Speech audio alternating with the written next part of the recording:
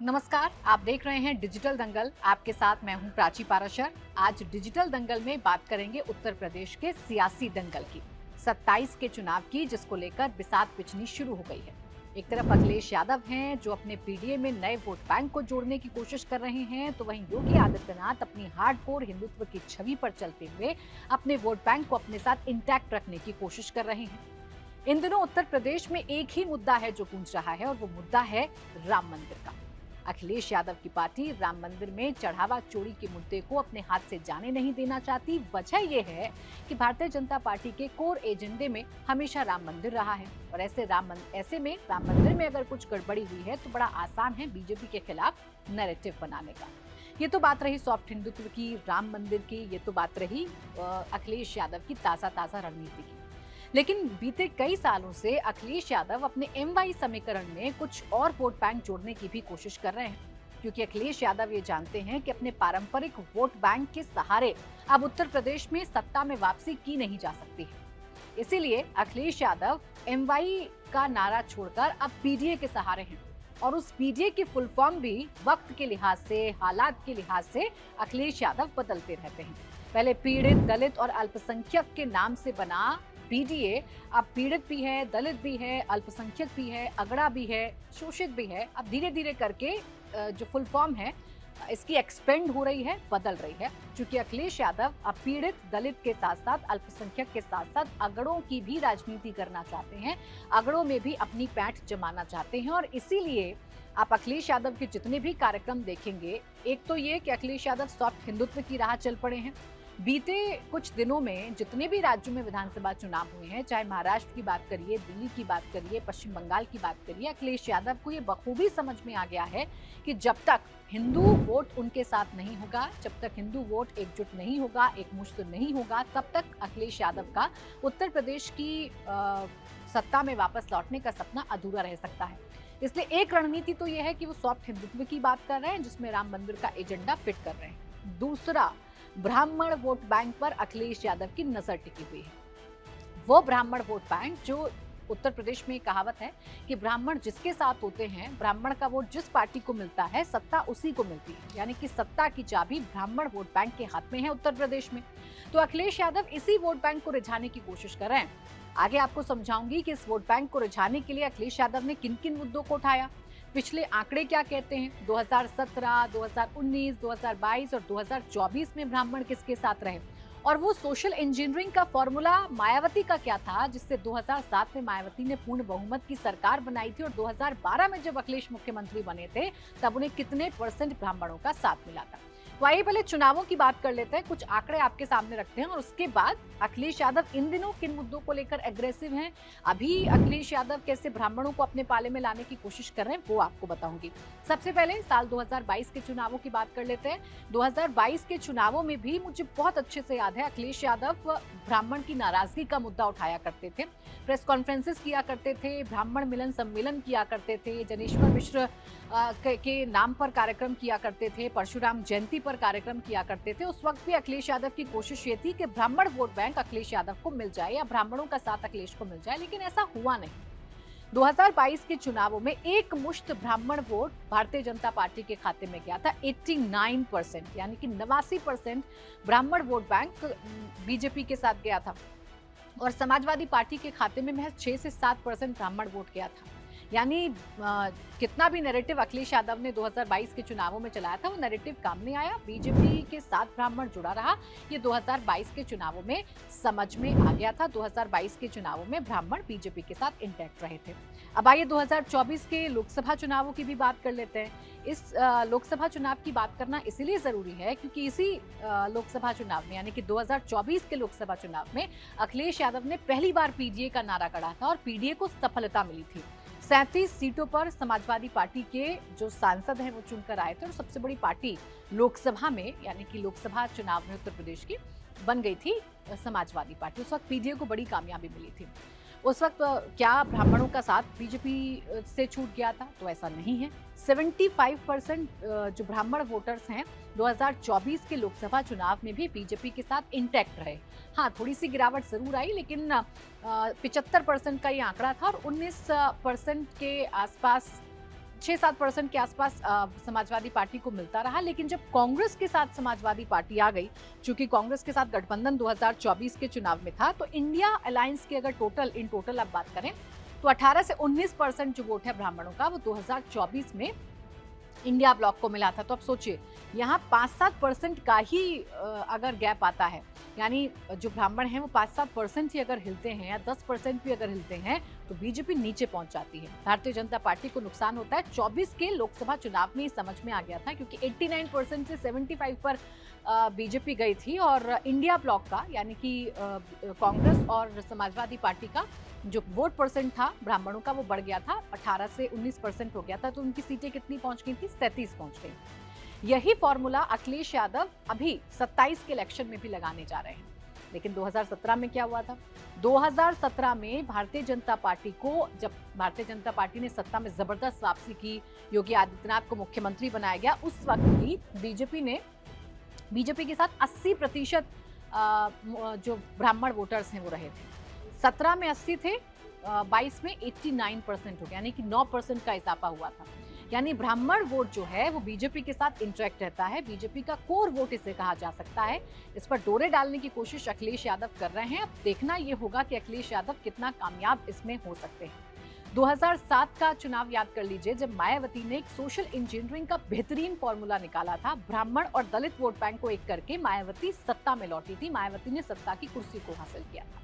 कुछ वैसा ही फॉर्मूला इस बार अखिलेश यादव लगाने की कोशिश कर रहे हैं, और अखिलेश यादव को कॉन्फिडेंस इस वजह से है कि 24 में जो प्रयोग उनका सफल हो गया, कांग्रेस के आने से अगड़ों का साथ मिल गया, वैसा ही इस बार यूपी के दो लड़के करने की कोशिश कर रहे हैं। हालांकि 2017 में बुरी तरीके से फेल हो गए थे। 2017 में भी यूपी के दो लड़के एक साथ चुनाव लड़े थे, लेकिन बुरी तरीके से फेल हो गए थे। उस वक्त सिर्फ 6 से 7% जो ब्राह्मण हैं वो मिले थे अखिलेश यादव को। हालांकि जब अखिलेश यादव सत्ता में थे, पूर्ण बहुमत की सरकार 2012 में बनाई थी, तब भी अखिलेश यादव को 19% ब्राह्मण मिले थे। यानी कि कभी आंकड़ा 20% से ऊपर नहीं गया, 30% से ऊपर नहीं गया। सोचिए ब्राह्मणों का मूड किधर है? भारतीय जनता पार्टी के साथ है। यानी जब पूर्ण बहुमत के साथ 2012 में अखिलेश सत्ता में आए थे, उस वक्त भी सिर्फ 19% ब्राह्मण गया था अखिलेश यादव के साथ। इसलिए अखिलेश को ये अच्छे से पता है कि अगर 5 से 7% का भी उन्होंने अट्रैक्शन हासिल कर लिया ब्राह्मणों का, तो उत्तर प्रदेश में सत्ता में वापसी करने का या मुख्यमंत्री बनने का उनका सपना जो है वो अब पूरा हो जाएगा। अब सीटों का समीकरण क्या कहता है? कितनी सीट ऐसी हैं जहां ब्राह्मण वोटर्स हैं, तो ये भी आप जान लीजिए। देखिए इन टोटल अगर उत्तर प्रदेश में आप ब्राह्मण की पॉपुलेशन की बात करेंगे या वोटर्स की बात करेंगे, तो ये 10 से 12% के बीच में रहता है। और 115 ऐसी सीटें हैं, 403 विधानसभा की सीटें उत्तर प्रदेश में, 115 ऐसी सीटें हैं 403 में से जहां डायरेक्ट ब्राह्मण निर्णायक भूमिका में रहते हैं, जो हार और जीत का जो फैक्टर है वो तय करते हैं। इन 115 सीटों पर ब्राह्मणों का दबदबा रहता है, और इसीलिए ब्राह्मणों को रिझाने की कोशिश अखिलेश यादव अभी से कर चुके हैं। अखिलेश यादव ने अभी से कोशिश कर ली है। अब देखिए ब्राह्मणों का दबदबा उत्तर प्रदेश की राजनीति में कैसे रहा है, इससे भी समझिए। अभी तक उत्तर प्रदेश में 21 सीएम रहे हैं, और 21 में से 6 ब्राह्मण बने हैं, जिसमें से नारायण दत्त तिवारी, एनडी तिवारी 3 बार सीएम रह चुके हैं। यानी कि ब्राह्मणों का दबदबा उत्तर प्रदेश की सियासत में रहा है। और यही कहावत यूपी की सियासत में कही जाती रही है कि जिसके साथ ब्राह्मण है, सत्ता उसी की होती है। जिसको ब्राह्मणों का साथ मिलता है, सत्ता की चाबी उसी को मिलती है। लखनऊ में सीएम, वही लखनऊ की जो गद्दी है वो उसी को मिलती है। 15% ब्राह्मण, जो 15% वोटर्स जिन ब्राह्मणों के जिन जिलों में हैं, ऐसे 12 जिले, यानी कि 12 जिले ऐसे हैं जहां 15% से ज्यादा ब्राह्मण आबादी है। यहाँ भी ब्राह्मण निर्णायक भूमिका में रहते हैं। तो इसीलिए इन सीटों को साधने के लिए, और खासकर पूर्वांचल की जो सीटें हैं, बलरामपुर जिला ले लीजिए, गोरखपुर जिला ले लीजिए, अवध की कुछ ऐसे जिले हैं जहां ब्राह्मणों की आबादी है, और कुछ वेस्टर्न यूपी के भी जिले हैं जहां ब्राह्मणों की आबादी है। इसलिए ब्राह्मणों की गोलबंदी करना अखिलेश यादव ने शुरू कर दिया है। अब आप कहेंगे कि अखिलेश यादव, ऐसा क्या बदल गया जब 2022 में 89% ब्राह्मणों का साथ भारतीय जनता पार्टी को मिला था, और 2024 में भी 75% ब्राह्मणों का साथ भारतीय जनता पार्टी को मिला था। तो ऐसा क्या बदल गया जिस पर अखिलेश यादव को कॉन्फिडेंस है कि ब्राह्मण उनको मिल सकते हैं? देखिए कुछ मुद्दे हैं, हालांकि 2022 में भी कुछ मुद्दे थे। अखिलेश यादव एक नैरेटिव सेट करते हैं। अखिलेश यादव ये कहते हैं कि योगी आदित्यनाथ के राज में ब्राह्मण नाराज हैं, ब्राह्मण उनसे परेशान है। अखिलेश यादव राजनीतिक आरोप भी लगाते हैं कि वह जातीय लोगों को आगे बढ़ाते हैं, ठाकुरों का दबदबा है, ब्राह्मण अपने आप को लेफ्ट आउट फील करता है। इस नैरेटिव को हवा देने की कोशिश अखिलेश यादव करते रहे हैं और एक बार फिर से अखिलेश यादव यही कोशिश कर रहे हैं। अब 2-3 मुद्दे हैं जिन पर अखिलेश यादव बात करते हैं। पहला है शंकराचार्य का।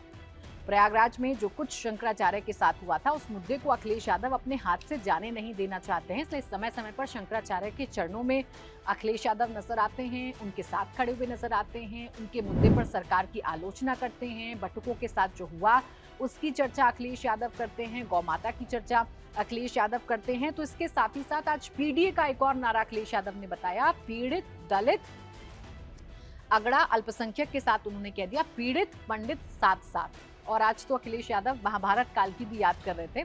अभी तक अखिलेश यादव जो पूजा पाठ से डायरेक्ट दूरी बनाकर रखते थे, 2017 से पहले के जो बयान अखिलेश यादव के हैं, उसमें अखिलेश यादव ये कहते थे कि वो भगवान को मानते हैं लेकिन पूजा पाठ नहीं करते, और ऐसी डिंपल यादव के बारे में भी कहा करते थे। वही अखिलेश यादव अब पूजा पाठ भी करते हैं, भगवान श्री कृष्ण की बात करते हैं, श्री राम की बात करते हैं, और अब इस बात को कहने में कतई गुरेज नहीं रखते कि वो रामायण के बारे में कितना जानते हैं, महाभारत के बारे में कितना जानते हैं, अपने आप को यदुवंशी बताते हुए, क्योंकि यादव से कनेक्ट होता है यदुवंशी बताते हुए ब्राह्मणों को उनके साथ बताते हैं। आज तो महाभारत का जिक्र करते हुए अखिलेश यादव ने ये तक कह दिया कि महाभारत काल से ही जो कृष्ण और सुदामा की दोस्ती है वो परफेक्ट एग्जाम्पल है कि जो सच्चे दोस्त हैं ब्राह्मणों के वो यादव हो सकते हैं। तो ब्राह्मण का वोट पाने के लिए महाभारत तक का जिक्र अखिलेश यादव ने कर दिया। इसके साथ ही साथ अखिलेश यादव ने बार बार वो आज जो उन्होंने आज एक सम्मेलन में वो थे, आपको याद होगा अभी कुछ दिन पहले ब्राह्मणों की नाराजगी का मसला उठा था, तो